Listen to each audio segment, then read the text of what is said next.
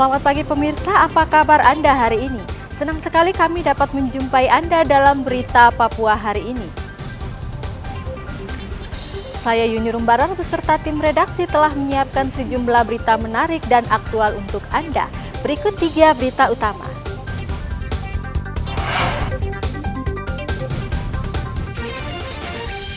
Perahu yang membawa 11 penumpang di Asmat dihantam gelombang tinggi, 3 penumpang hilang.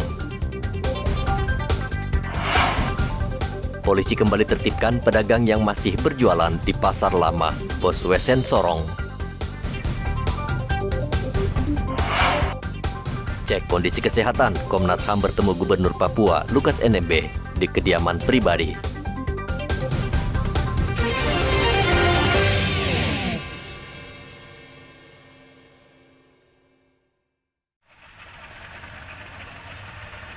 Perahu yang membawa 11 penumpang dari Kampung Atsi dengan tujuan Kampung Yepu, Kabupaten Asmat, tenggelam di Muara Ayib. Perahu diduga terbalik dihantam ombak besar. 8 orang berhasil menyelamatkan diri, sedangkan 3 orang lainnya hilang. Mereka adalah Adrianus berusia 34 tahun, Timotius 30 tahun, dan Ishak, seorang anak berusia 3 tahun. Tim SAR Pos Asmat Kamis kemarin langsung bergerak melakukan pencarian. Tim SAR berhasil menemukan Adrianus dalam keadaan sudah meninggal dunia dan langsung dievakuasi ke kampung terdekat. Operasi SAR terhadap 1 buah ketinting atau longboat yang terbalik di Muara Ayib, Kabupaten Asmat dengan personal board atau penumpang 11 orang, 8 orang ditemukan dalam keadaan selamat dan 3 orang dalam pencarian. Untuk operasi SAR hari ini DLKP sendiri menemukan 1 korban atas nama Adrianus dan sudah dievakuasi. Korban ditemukan di sekitar LKP. Korban dievakuasi ke Ayib dan selanjutnya dievakuasi ke kampung halaman korban, yaitu di Kampung Yepu. Dan untuk update operasi SAR besok operasi SAR akan dilaksanakan berdasarkan informasi terakhir kapal terbalik dan juga laporan dari korban selamat. Tim SAR saat ini sedang mencari 2 korban lain. Namun proses pencarian dihentikan dan akan dilanjutkan dengan menyisir bibir pantai dan jalur yang dilewati perahu jenis ketinting tersebut. Dari Mimika, Papua, Igobat Momolin melaporkan.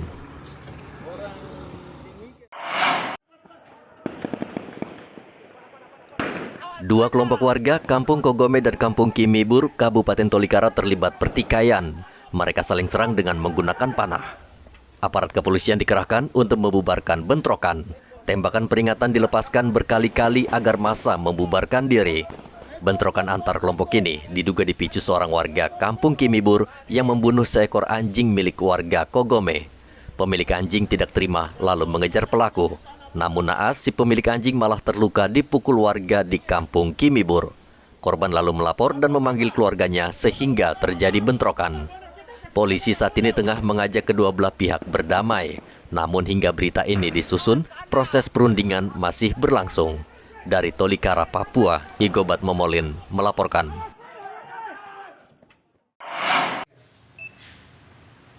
Toko emas di kawasan Jalan TMP Polder Merauke, Kamis kemarin dibobol maling. Pelaku berhasil menggondol emas dan perhiasan senilai 200 juta rupiah. Pemilik toko mengatakan saat membuka toko sekitar pukul 9 pagi, ruang sudah dalam keadaan berantakan, sementara kunci masih terpasang di pintu dan belum dicabut. Waktu itu jam 8:30 saya datang, terus tiba-tiba ruangan ini sudah berantakan, kayak ini laci-laci sudah pada terbuka semua, barang-barang pada keluar semua. Terus saya lihat di situ ada bolong. Sudah dari situ saya ke belakang manggil mamanya yang punya karena sedang masak di situ. Terus saya kesini, di sini dilihat ternyata memang ada orang masuk. Lalu kita langsung lihat ke CCTV. CCTV pas jam 4 lebih ya, sekitar 4:30 pagi kayak gitu. Kejadiannya orang ada masuk dari situ, turun, terus ya kesini ambil kayak gitu. Berapa orang, Ci? Satu orang. Terus memang ini lemari-lemari ini tidak pada dikunci apa? Kalau ini tidak dikunci, kuncinya memang nempel begini karena kan hanya sebagian kecil aja yang di sini, yang sebagian besar masuk brankas. Ci, sebagian besar yang diambil jenis apa? Kalung, apa gelang? Kalung sama gelang. Oh, itu berapaan, Ci? Sekitar berapa gram semua? Sekitar 247 gram. 240 gram ya. Iya. Oh, okay. Polisi menduga pelaku masuk dengan cara menggunting seng lalu menjebol plafon dan turun ke toko. Diperkirakan jumlah pelaku lebih dari 1 orang. Pencurian ini diduga ya dilakukan oleh orang yang sampai saat ini kita masih lidik, belum mengetahui pelakunya.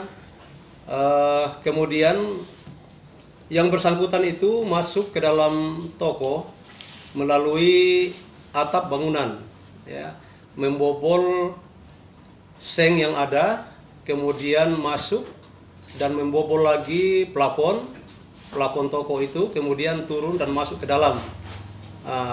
Setelah itu yang bersangkutan mengambil beberapa jenis perhiasan yang menurut pelapor itu ada beberapa kalung yang hilang, juga gelang. Yang diantaranya kalung ini banyak yang beratnya agak lumayan, sehingga korban mengalami kerugian yang cukup besar.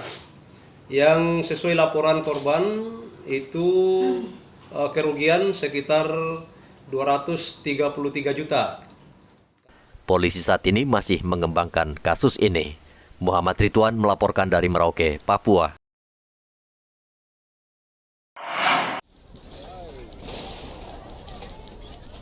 Polisi kembali menertibkan para pedagang di Pasar Lama Boswesen Kamis kemarin. Penertiban dilakukan setelah para pedagang Pasar Rufai melancarkan protes ke pemerintah Kota Sorong karena dinilai lamban mengambil langkah penertiban. Penertiban kedua ini juga diwarnai aksi protes para pedagang. Mereka menolak direlokasi ke Pasar Rufai. Para pedagang yang sebagian besar Mama Papua ini melawan dan sepakat tetap bertahan di Pasar Lama.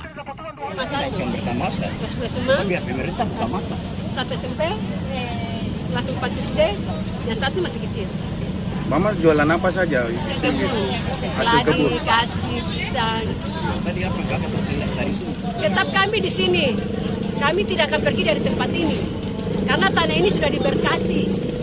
Banyak pelayan yang melayani tempat ini ke sana kemari. Mereka sudah berkati kami dan berkati tempat ini. Kami kalau ke sana memang tidak bisa, Kak. Kenapa alasannya? Kami tidak mau karena di sana tempat tidak aman. Karena makanya saya lebih tahu. Keamanan semua. ya, dari Ya, keamanan. Keamanan memang tidak jamin.